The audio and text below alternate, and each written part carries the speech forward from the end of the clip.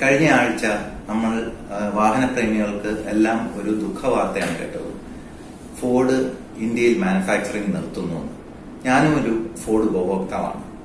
ഇനി Ford customers, അതായത് ഒരു 1 മില്യൺ പ്ലസ് ഫോർഡ് കസ്റ്റമേഴ്സിന്റെ ഭാവി എന്താവും? ഇങ്ങനെയുള്ള കാര്യങ്ങൾ മനസ്സിലാക്കാനായിട്ട് ഞാൻ ഫോർഡ് ഷോറൂം എടപ്പള്ളി കൊച്ചിയിലാണ് എത്തിയിരിക്കുന്നത്. ഞാനിന്ന് മീറ്റ് ചെയ്യുന്നത് മറ്റാരെയല്ല, കൈരളി ഫോർഡിന്റെ സെയിൽസ് AGM ആയ ഷിൻഡോ ജോർജിനെയാണ്. ഷിൻഡോയെ കുറിച്ച് കൂടുതൽ ഇൻട്രൊഡക്ഷന്റെ ആവശ്യമില്ല. സോഷ്യൽ മീഡിയയിലൊക്കെ വളരെ പ്രസിദ്ധനാണ് ഷിൻഡോ. നമസ്കാരം. നമസ്കാരം. ശരി, എല്ലാവരെയും പെട്ടെന്ന് ഒരു ഷോക്ക് ചെയ്യുന്ന ഒരു ന്യൂസ് ആയിരുന്നു. ഫോർഡ് ഇന്ത്യയിലെ മാനുഫാക്ചറിംഗ് നിർത്തുന്നു, പുറത്ത് നിന്നുള്ള വണ്ടികളായിരിക്കും ഇനി കൊണ്ടുവന്ന് വിൽക്കുക എന്നുള്ളത് എല്ലാവരെയും പോലെ എന്നെയും ഷോക്ക് ചെയ്ത ന്യൂസാണ് ശരിക്കും പറയുന്നത്. ശരിക്കും ഫോർഡ് ഇന്ത്യയിലേക്ക് വന്നത് ശരിക്കും മഹീന്ദ്രയായിട്ടുള്ള ടൈപ്പിലാണ്. മഹീന്ദ്ര ഫോർഡ് എന്നായിരുന്നു അന്നത്തെ പേര് തന്നെ. ഫോർഡ് എസ്പോർട്ടാണ് അന്ന് കൊണ്ടുവന്ന വണ്ടി. 95 വന്നു. അതിനുശേഷം 99 ഫോർഡ് ഇന്ത്യ പ്രൈവറ്റ് ലിമിറ്റഡ് എന്നുള്ള പേരിൽ ഐക്കൺ കാറുമായിട്ട് വന്നത്. 2002 ഫോർഡ് ഇന്ത്യയിൽ മോണ്ടിയോ എന്നുള്ള ഒരു ലക്ഷറി സെഡാൻ ശരിക്കും ലോഞ്ച് ചെയ്ത് 2002 മോണ്ടിയോയ്ക്ക് ശേഷം 2003 ശരിക്കും ഫോർഡ് എൻഡവർ ലോഞ്ച് ചെയ്യുന്നത്. എൻഡവർ ശരിക്കും പറഞ്ഞാൽ അന്നേരം ഒരു വ്യത്യസ്തമായിട്ടുള്ള SUV, ഭയങ്കര ലെങ്ത്തും നല്ല റോഡ് പ്രസൻസും ഒക്കെയുള്ള വലിയൊരു SUV, ബാക്കിൽ ടയർ. ആളുകൾ അപ്പോൾ ചിന്തിക്കുമായിരുന്നു ശരിക്കും ഈ വിലയ്ക്ക് ഈ വണ്ടി കൊടുക്കാൻ പറ്റുമായിരുന്നു. അറൗണ്ട് 12 lakhs ആയിരുന്നു അന്നത്തെ വില. ശരിക്കും നല്ല രീതിയിൽ കുഴപ്പമില്ലാത്തൊരു നമുക്ക് ജസ്റ്റിഫൈ ചെയ്യാവുന്ന പറ്റുന്ന ഒരു വോളിയത്തിലായിരുന്നു മുന്നോട്ട് പോയിക്കൊണ്ടിരുന്നത്. അതിനുശേഷം 2004 ഫോർഡ് ഫ്യൂഷൻ വന്നു.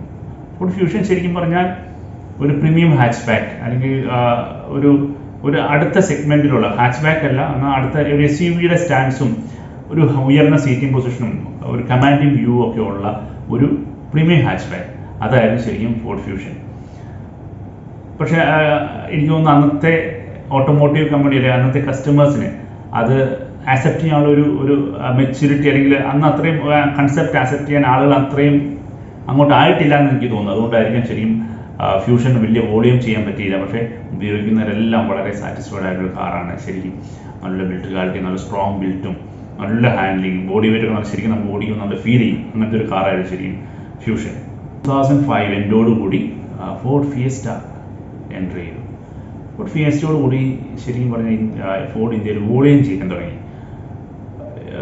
ഫോർഡ് ഫിയസ്റ്റ ഡീസലും പെട്രോളിലും അവൈലബിൾ ആയിരുന്നു.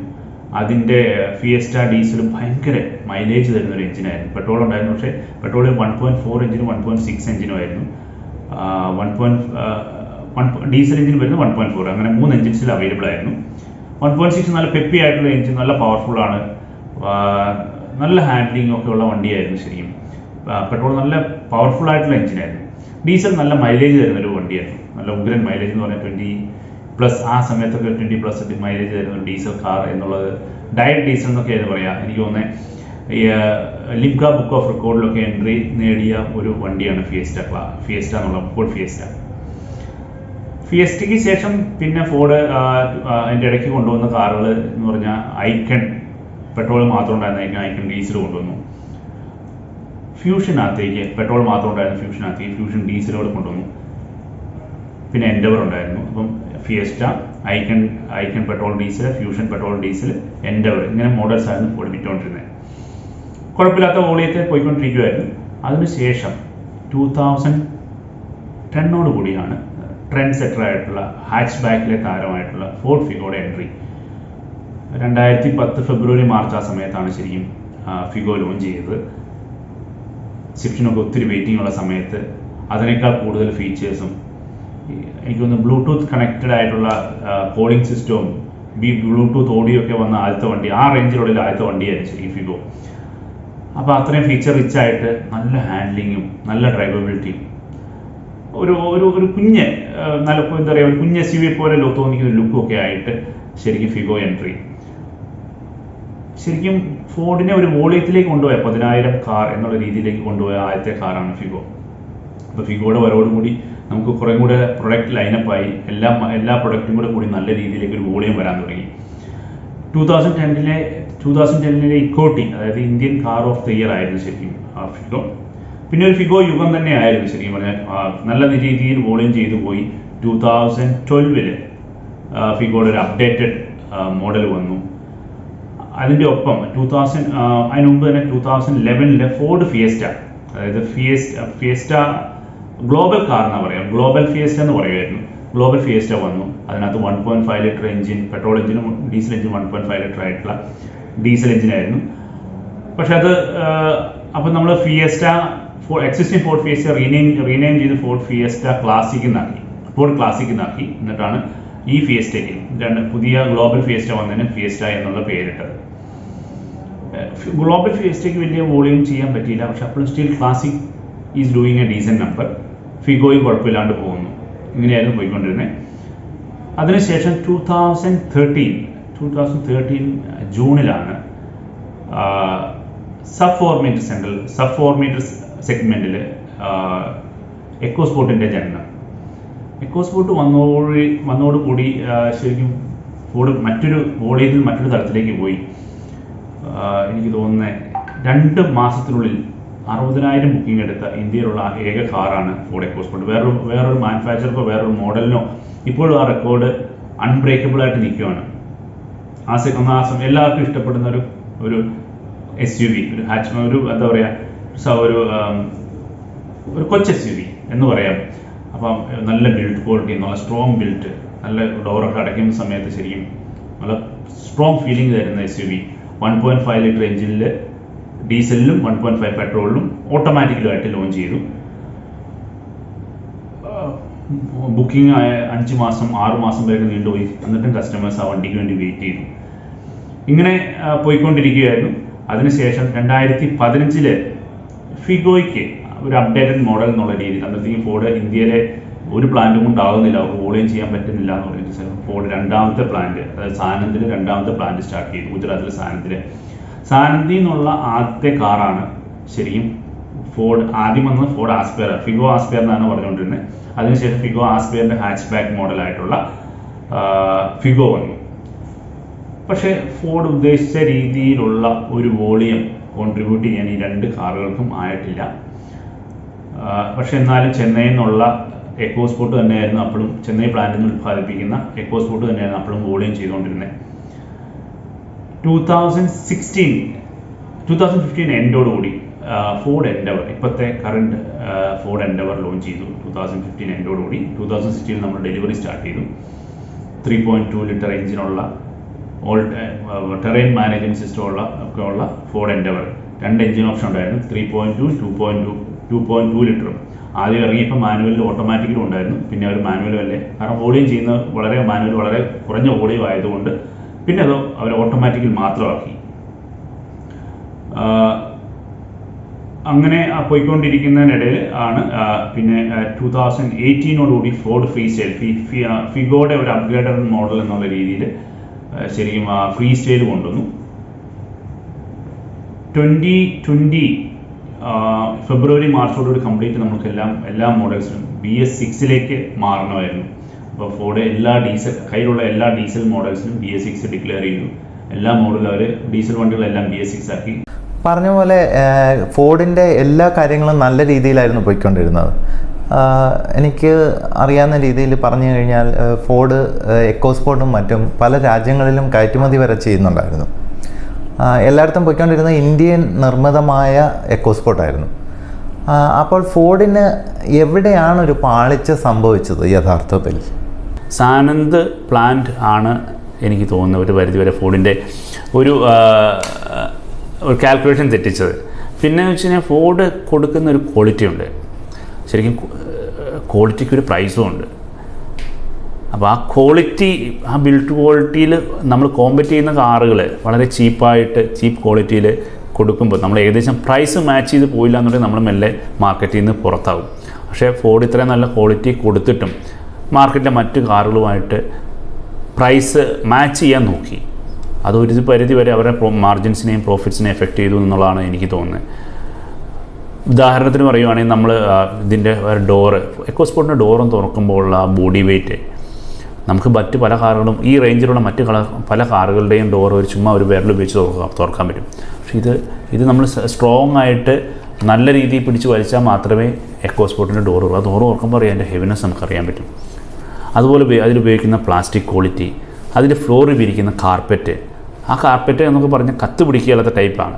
കത്ത് പിടിക്കുകയില്ലെന്നല്ല, നമുക്ക് പറയുകയാണെങ്കിൽ നമ്മളൊരു നനഞ്ഞ തുണിയും ഉണങ്ങിയ തുണി പെട്ടെന്ന് കത്തും, നനഞ്ഞ തുണി കത്താൻ സമയമെടുക്കും. അതുപോലെ അങ്ങനത്തെ ഒരു പ്രോപ്പർട്ടിയുള്ള മെറ്റീരിയൽസാണ് അത് ഫ്ലോറിൽ ഉപയോഗിക്കുന്നത്. ഇനി അതിൻ്റെ റൂഫിലേക്ക് വരിക, റൂഫ് ലൈനർ ഉപയോഗിക്കുന്നത് ഇതുപോലെ തന്നെ പെട്ടെന്ന് കത്ത് പിടിക്കാത്ത തരത്തിലുള്ള മെറ്റീരിയലാണ്. അങ്ങനെ പല മെറ്റീരിയൽസുണ്ട്. അതൊക്കെ നമ്മൾ പുറത്തുനിന്ന് ഇമ്പോർട്ട് ചെയ്താൽ കൊണ്ടുവരുന്നത്. കാരണം എന്ന് വെച്ചിട്ടുണ്ടെങ്കിൽ അത് നമുക്കിവിടെ ആയിട്ടില്ല. സാധാരണ ഇപ്പോൾ പല മാനുഫാക്ചേഴ്സ് ഉപയോഗിക്കുന്ന മെറ്റീരിയൽസ് എന്ന് പറഞ്ഞു കഴിഞ്ഞാൽ അത് ഒരു സൈഡിൽ കത്തി ഒറ്റ ആളിന് ഇപ്പുറത്ത് വരും, അങ്ങനത്തെ മെറ്റീരിയൽസാണ്. അപ്പം നമ്മൾ ക്വാളിറ്റിയിൽ കോംപ്രമൈസ് ചെയ്യാൻ പോയില്ല. അത് ഒരു പരിധി വരെ ശരിക്കും പറഞ്ഞു കഴിഞ്ഞാൽ പ്രോഫിറ്റബിലിറ്റി എഫക്റ്റ് ചെയ്തിട്ടുണ്ടാകാം. പക്ഷേ എനിക്കൊന്ന് ഫോർഡിൻ്റെ പോളിസിക്ക് എഗെയിൻസ്റ്റാണ്, അതുകൊണ്ടാണ് അവരത് ചെയ്യാതിരുന്നതെന്ന് എനിക്ക് തോന്നുന്നു. എന്തായാലും അതുകൊണ്ടായിരിക്കാം കസ്റ്റമേഴ്സ് ഫോർഡിൽ ഇപ്പോഴായാലും ശരി, കസ്റ്റമേഴ്സ് എല്ലാവരും അവർ മേടിച്ച വണ്ടികളിൽ അവർ ഭയങ്കരമായി സാറ്റിസ്ഫൈഡാണ്. അവരതിൻ്റെ ഡ്രൈവിങ് എൻജോയ് ചെയ്യുന്നുണ്ട്. അതിൻ്റെ ബിൽഡ് ക്വാളിറ്റി അല്ലെങ്കിൽ അതിന് തരുന്ന ഓഫർ ചെയ്യുന്ന സേഫ്റ്റി, സ്റ്റെബിലിറ്റി, ഡ്രൈവബിലിറ്റി, ഈ ഫീച്ചേഴ്സ് എല്ലാം അവർക്ക് കൂടുതൽ ദൂരം ഓടിക്കാൻ കോൺഫിഡൻസ് തരുന്നുണ്ട്. അതുകൊണ്ട് തന്നെ അവരാരും ശരിക്കുള്ള ഡ്രൈവിംഗ് ഇഷ്ടപ്പെടുന്ന വണ്ടി പ്രാന്തനായിട്ടുള്ള ആൾക്കാരും ആ വണ്ടി കൊടുക്കാൻ ഇഷ്ടപ്പെടുകയില്ല. അത് അവരുടെ ഹൃദയത്തോട് ചേർത്ത് വെക്കാനേ അവർ താല്പര്യപ്പെടുകയുള്ളൂ. ചെന്നൈ പ്ലാന്റിൽ നിന്ന് ഏകദേശം 45ഓളം രാജ്യങ്ങളിലേക്ക് എക്കോസ്പോർട്ട് പോലെയുള്ള മോഡൽസ് എക്സ്പോർട്ട് ചെയ്യുന്നുണ്ടായിരുന്നു. ഇന്ത്യയിൽ നിന്ന് വണ്ടി എക്സ്പോർട്ട് ചെയ്യുന്ന ഏറ്റവും വലിയ മാനുഫാക്ചറായിരുന്നു ഫോർഡ് ഇന്ത്യ. പക്ഷേ ഈ പാൻഡമിക് അവിടെയും താളം തെറ്റിച്ചു. ഷിപ്പിങ്ങിലുള്ള ഡിലേ അല്ലെങ്കിൽ ഷിപ്പിങ്ങിലുള്ള അവൈലബിലിറ്റി പ്രോബ്ലം കാരണം നമ്മൾ ഷിപ്പിംഗ് മുഴുവൻ വാക്സിൻ ഷിപ്മെൻറ്റിന് വേണ്ടി മാറ്റി. അങ്ങനെ വന്നു കഴിഞ്ഞപ്പോഴത്തേക്കും ഒരു കണ്ടെയ്നറുകൾ എത്താൻ വേണ്ടിയിട്ട് സാധാരണ 40 ദിവസം കൊണ്ട് എത്തുന്നത് 90 ദിവസം 100 ദിവസം എത്താൻ ആയി തുടങ്ങി. ഷിപ്പിംഗ് ചാർജിൽ ഭയങ്കരമായിട്ട് വർധനകൾ വന്നു. അപ്പോൾ പല രാജ്യത്തേക്കുള്ള കയറ്റുമതിയെ അത് എഫക്റ്റ് ചെയ്തു. അത് ഒരു പരിധിവരെ ശരിക്കും ഫോർഡ് ഏറ്റവും കൂടുതൽ റവന്യൂ ഉണ്ടാക്കിക്കൊണ്ടിരുന്ന ഒരു ഏരിയ ആയിരുന്നു ശരിക്കും എക്സ്പോർട്ട്. ആ എക്സ്പോർട്ടിൽ നിന്നുള്ള റവന്യൂ നിലച്ചത് ഭയങ്കരമായിട്ട് എന്ന് പറഞ്ഞ പോലെ അവരെ പ്രോഫിറ്റബിലിറ്റി എഫക്റ്റ് ചെയ്തിട്ടുണ്ട്. 2020 മാർച്ച് മാസത്തോടു കൂടി ഫോർഡ് എല്ലാ മോഡലിലും BS6 കൊണ്ടുവന്നു. ഡീസലിലും പെട്രോളിലും BS6 മോഡൽസ് അവൈലബിൾ ആയിരുന്നു. ഒരു മോഡൽ അവർ വിഡ്രോ ചെയ്തില്ല. നമ്മൾ ശ്രദ്ധിച്ചിട്ടുണ്ടാവും ചിലപ്പം. ഡീസൽ വണ്ടികൾ ഒത്തിരി BS6 വന്നതോടുകൂടി ഒത്തിരി ഡീസൽ വണ്ടികൾ ഇല്ലാണ്ടായി. പക്ഷേ ഫോർഡ് എല്ലാ Figo diesel, free state diesel, Aspire diesel, EcoSport diesel, Endeavour എല്ലാ മോഡൽ ഡീസൽ എഞ്ചിൻസ് അവർ BS6 ആക്കി മാറ്റി. പെട്രോളും BS6ലേക്ക് മാറി. അങ്ങനെ BS6 എല്ലാ മോഡലും അവർ സെയിൽ ചെയ്തുകൊണ്ടിരുന്നു. ഒപ്പം 2020 മാർച്ചോടുകൂടി എൻഡവറിനകത്ത് ഇപ്പോൾ കാണുന്ന 2 ലിറ്റർ 10 സ്പീഡ് ഓട്ടോമാറ്റിക് എഞ്ചിനുള്ള പുതിയ എഞ്ചിനും ഗിയർ ബോക്സും വന്നു. ഇന്ത്യയിൽ 10 സ്പീഡ് ഓട്ടോമാറ്റിക് ഉള്ള ഒരേ ഒരു കാറേ ഉള്ളൂ, ഫോർഡ് എൻഡവർ. അത് മാത്രമേ ഉള്ളൂ. വേറെ ഒരു മോഡലും 10 സ്പീഡ് ഓട്ടോമാറ്റിക് ഗിയർ ബോക്സ് വരുന്നില്ല. അപ്പം ഫോർഡ് ആ രീതിയിൽ പോകുന്നതിനിടയിലാണ് ശരിക്കും പറഞ്ഞാൽ അതിൻ്റെ ഇടയ്ക്ക് ഈ പാൻഡമിക് സിറ്റുവേഷൻ വന്നത്. ഫോർഡ് ഓൾറെഡി ഒരു പ്ലാൻ ഉണ്ടായിരുന്നു പുതിയ പ്രൊഡക്റ്റുകളുടെ ഡെവലപ്മെൻറ്റ്. മഹീന്ദ്ര ആയിട്ടൊരു ജോയിൻറ്റ് വെഞ്ചർ പ്ലാൻ ചെയ്തിട്ട് പുതിയ വണ്ടികളുടെ പ്രൊഡക്റ്റ് ഡെവലപ്മെൻറ്റ് അതിലേക്ക് പ്ലാൻ ചെയ്തു. ശരിക്കും പുതിയ പ്രൊഡക്റ്റുകൾ ലൈനപ്പ് മുഴുവൻ കണ്ടത് ആ JV കൂടെയാണ്. അപ്പോൾ നമ്മുടെ ഇപ്പം XUV 700 വരുന്നതിന് ഇക്വലൻ്റ് ആയിട്ട് ഫോർഡിൻ്റെ ഒരു 7 സീറ്റർ ഉണ്ടാവും. അപ്പോൾ എക്കോസ്പോർട്ടിനും എൻഡവറിനും ഇടയിൽ ഒരു കാറ് പ്രൊജക്റ്റ് ചെയ്തിട്ടുണ്ടായിരുന്നു. അതിനുശേഷം അതിൻ്റെ ഒപ്പം തന്നെ പല മോഡൽസ് ഒത്തിരി പ്രൊഡക്റ്റ് ലൈനപ്പ് അതിൻ്റെ ഒപ്പം പ്ലാനിങ്ങിലുണ്ടായിരുന്നു. പാൻഡമിക് ശരി ഒരു പരിധി വരെ പല കാര്യങ്ങളും എല്ലാവരെയും എഫക്റ്റ് ചെയ്തതുപോലെ ഫോർഡിനെ എഫക്റ്റ് ചെയ്തു. ശരിക്കും പറഞ്ഞു കഴിഞ്ഞാൽ അവർക്ക് ആ 2020 ഡിസംബർ 31 അത് കംപ്ലീറ്റ് ചെയ്യാൻ പറ്റിയില്ല. പിന്നെ ആ ജോയിൻറ്റ് വെഞ്ചർ ബ്രേക്കായി. ഫോർഡ് ഇൻഡിപെൻഡൻ്റ് ആയി തന്നെ മുന്നോട്ട് പോയി. അന്നത്തേക്കും ചിപ്പിൻ്റെ ഷോർട്ടേജ് ഭയങ്കരമായിട്ട് സെമി കണ്ടക്ടർ ചിപ്പിൻ്റെ ഷോർട്ടേജ് വന്നു. എക്കോസ്പോർട്ട് ഒക്കെ ശരിക്കും പറഞ്ഞാൽ 2-3 മാസം ഡിലേയിലേക്ക് പോകാൻ തുടങ്ങി. അതായത് 3 മാസം 4 മാസം ബുക്ക് ചെയ്തിട്ടാണ് ആളുകൾക്ക് വണ്ടി കിട്ടിയത്. എൻഡവർ ശരിക്കും പറഞ്ഞാൽ ഇത് നമ്മൾ ബാക്കി എല്ലാ പ്രൊഡക്റ്റും നമ്മൾ കേരളത്തിൽ നന്നായി വിൽക്കുമ്പോൾ എൻഡവറും നമ്മൾ നല്ല രീതിയിൽ ചെയ്യുന്നുണ്ടായിരുന്നില്ല. ഇവിടെ ഫോർച്യൂണറിൻ്റെ ഒരു ഡോമിനേഷനുള്ള മാർക്കറ്റായിരുന്നു. അപ്പം സ്വാഭാവികമായിട്ടും ആളുകൾ ടൊയോട്ടയ്ക്ക് ഒരു പ്രിഫറൻസ് കൊടുത്തിരുന്നു. പക്ഷേ എന്നാൽ അതിനുശേഷം നമ്മൾ കുറേ യൂട്യൂബ് ക്യാമ്പയിനുകളിൽ കൂടി കുറേയും കൂടി ഒരു വൈഡ് ക്രൗഡിനെ നമുക്ക് എഡ്യൂക്കേറ്റ് ചെയ്യാൻ പറ്റി. അതിൻ്റെ റിസൾട്ട് എന്നുള്ള എൻഡവർ നല്ല രീതിയിൽ എന്ന് പറഞ്ഞു കഴിഞ്ഞാൽ നമ്മൾ 50 ബുക്കിംഗ് വരെയൊക്കെ എടുത്ത സമയമുണ്ട്, ഒരു മാസം. ഇത്രയും നല്ല രീതിയിലേക്ക് എൻഡവർ കയറി വന്നു. ശരിക്കും പറഞ്ഞാൽ ഫോർഡിനെ സംബന്ധിച്ച് കേരളം എന്ന് പറഞ്ഞാൽ ഏറ്റവും കൂടുതൽ മാർക്കറ്റ് ഷെയറുള്ള നല്ല രീതിയിൽ പെർഫോം ചെയ്യുന്ന ഒരു മാർക്കറ്റാണ് ഫോർഡിന്. കേരളത്തിൽ പ്രത്യേകിച്ച് തൃശ്ശൂർ തൊട്ട് ട്രിവാൻഡ്രം ഞങ്ങളുടെ കൈരളി ഫോർഡിൻ്റെ ഒരു PMAയിൽ അതൊരു ശരിക്കും സാധാരണ എല്ലാ മാർക്കറ്റിലും മാർക്കറ്റ് ഷെയർ പേപ്പറിൽ കാണാമെങ്കിൽ ശരിക്കും കേരളത്തിൽ സൗത്തിൽ തൃശ്ശൂർ തൊട്ട് ട്രിവാൻഡ്രം നമുക്ക് എടുക്കുകയാണെങ്കിൽ മാർക്കറ്റ് ഷെയർ ശരിക്കും റോട്ടിൽ കാണാവുന്നൊരു മാർക്കറ്റാണ് ഫോർഡിന്. അതുപോലെ റോഡ് പ്രസൻസ് ഉള്ള ഒരു മാർക്കറ്റ് ഫോർഡിൻ്റെ സ്വന്തം ഏറ്റവും എനിക്ക് ശരിക്കും സ്വന്തം മാർക്കറ്റ് ആണ് ശരിക്കും പറഞ്ഞാൽ നമ്മുടെ ഈ സൗത്ത് കേരള എന്ന് പറയുന്നത്, പ്രത്യേകിച്ച് കൊച്ചി. ആദ്യം ഫോർഡ് ഇന്ത്യയിൽ സ്റ്റാർട്ട് ചെയ്തപ്പം കേരളത്തിലെ ഡീലർഷിപ്പ് PJ Ford ആയിരുന്നു. PJ Ford ആണ് എസ്കോർട്ടൊക്കെ കൊടുത്തുകൊണ്ടിരുന്നത്. അതിനുശേഷം ഐക്കൺ വന്നപ്പോഴാണ് ശരിക്കും കൈരളി ഫോർഡ് സ്റ്റാർട്ട് ചെയ്തത്. 99 കൈരളി ഫോർഡ് സ്റ്റാർട്ട് ചെയ്ത് ഐക്കൺ ഡെലിവറി കൊടുത്ത് കൈരളി ഫോർഡിൽ കൂടിയാണ്. അന്ന് PJ Ford അന്നത്തേക്കും അവർ വൈൻഡപ്പായി. ഒരു ശരിക്കും പറഞ്ഞു കഴിഞ്ഞാൽ ഫോർഡിൻ്റെ ഒരു ഗ്രോത്തിൽ അന്ന് കേരളത്തിലാകെ ആദ്യത്തെ സ്റ്റാർട്ട് ചെയ്തപ്പോൾ ഒരു ഡീലർ ഉണ്ടായിരുന്നുള്ളൂ, കൈരളി ഫോർഡ് മാത്രം. അതിനുശേഷം 2012 ഒക്കെ ആയപ്പോഴത്തേക്കാണ് ചില പുതിയ ഡീലേഴ്സൊക്കെ മെല്ലെ ഓരോ സ്ഥലങ്ങളിൽ വരാൻ തുടങ്ങി.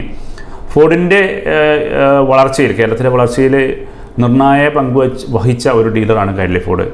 99 മുതൽ ഇങ്ങോട്ട് ഈ 23 വർഷം 24 വർഷം ശരിക്കും പറഞ്ഞാൽ നല്ല രീതിയിൽ കൊണ്ടുനടക്കാൻ പറ്റി.